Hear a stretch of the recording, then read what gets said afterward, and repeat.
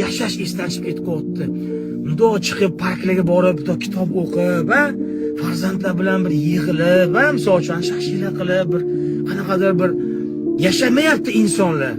Слишком men bu gonka, hayot gonkasida men undan o'taman, men undan o'tishim kerak, buni qilishim kerak, kredit yopishim, yana kattasini olishim kerak.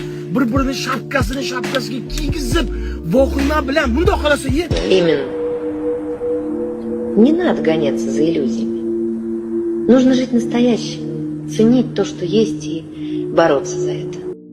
Oldinlari odamlarda kir kiyimli bo'lardi, lekin ko'yni toza bo'lardi. Hozirgi odamlarning kiyimi toza, ko'yni kir.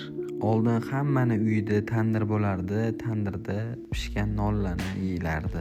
Umrida sizni vaziyatingizga tushib ko'rmagan odam sizga qanaqa yashashni o'rgatadi. Sen kamroq Instagramga kirgan, mana shu Instagram seni bizyapti degan odamlarga umuman tushunmayman. O'zligi sizga videolar tashab, kommentariyalar yozib o'tirishadi.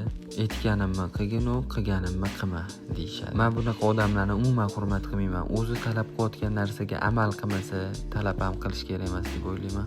Tandirlarni shuncha ko'rsatasan, bir marta ham narxini aytmaysan deb juda ham ko'p negativ bildirishadi. Siz narxini so'ramasangiz men qanaqa qilib aytaman? Kommentariyada plus belgisini qoldiring, sizga tandirimizning narxini yozib yuboraman.